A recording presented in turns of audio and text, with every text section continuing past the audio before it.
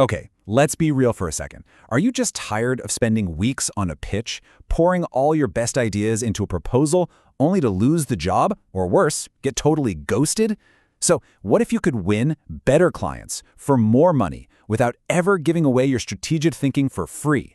In this explainer, we're going to break down the absolutely revolutionary ideas from Blair Enns' The Win Without Pitching Manifesto. Seriously, it's time to transform your creative business and reclaim your power. Right out of the gate, Blair Enns does not pull any punches.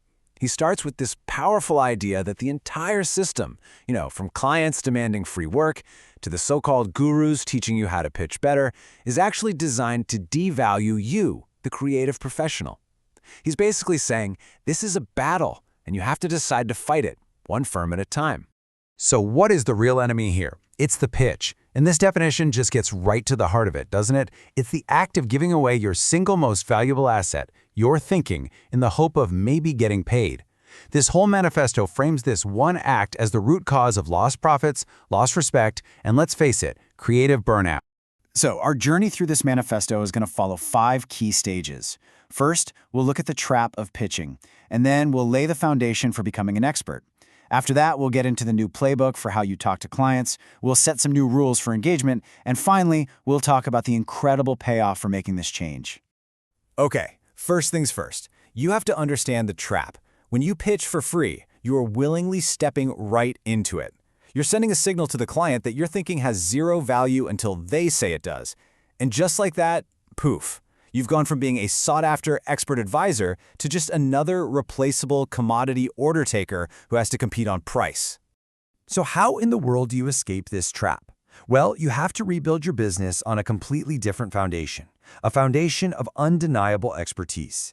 And this entire transformation, all of it, hinges on what Enns calls the difficult business decision. What's really powerful about this slide is just how stark the choice is. On the left, you've got the generalist. You're replaceable, you have no power, and you're constantly getting squeezed on what you can charge. But then look at the right, the specialist. You're rare, you're sought after, and you are in control. The entire power dynamic is completely flipped. Your goal is to get from that left column over to the right. And getting there isn't about luck. It's a very deliberate 3-step process. First, you have to make that hard decision to specialize in a specific discipline for a specific market. Then you articulate that focus in absolutely everything you say and do. And finally, you have to relentlessly build the proof, the case studies, the unique methods, the results that make your claim of expertise impossible to deny. So here's the bottom line. True expert positioning isn't just some marketing tactic. It is a business strategy that gives you both a sales advantage and a price premium. You'll know you've nailed it when you start winning more often, all while charging more than your competitors. Right, so once you've positioned yourself as the expert, your sales process has to completely change. You're not a performer anymore trying to dazzle a client in a big presentation. Your new role is that of a practitioner, a trusted advisor who's there to actually solve a problem. And this right here perfectly illustrates that shift in mindset. Presenting is all about persuasion, which immediately puts the client on the defensive, right? But a conversation, that's a tool for weighing the fit. It's collaborative, not performative, and it lets both of you honestly figure out if you can actually help each other. A real practitioner follows a professional framework, just like a doctor. You would never trust a doctor who prescribes surgery before doing a full diagnosis, right? The same exact thing applies here. A pitch skips straight to apply. The expert insists on starting with diagnose. Jumping ahead isn't just a bad idea, it's professional malpractice. This is such a stark reminder that the change has to start with you. The industry isn't going to save you. You have to be the one who refuses to commit that malpractice, who insists on a proper diagnostic phase, and who makes the tough decision to stop participating in a broken system. So how does all this translate into a new way of selling? Well, you've got to let go of the idea that selling is about being slick or persuasive. In this new model, your job is simply to be a helpful, respectful facilitator. You help the client get clear on their problem, and you guide them to the right next step, even if that next step doesn't actually involve you. Okay, this next idea is a complete game changer for anyone who's ever wasted days writing a 50-page proposal. The real proposal is the verbal conversation where you and the client agree on the objectives, the scope, the price, the terms, all of it. The document you write after that conversation, that's not a proposal to be considered. Nope, it's just the contract that makes the agreement you already made official. Now we get to the third pillar, setting the rules of engagement. This is where you really put your expertise into practice by setting up firm policies and being selective. Because having the ability and the willingness to say no is what gives incredible power to your yes. This is such a profound shift in thinking. Most agencies are desperately chasing growth, just trying to land more clients. But the expert knows their value comes from depth, not breadth. Being selective isn't arrogant, it's a strategy.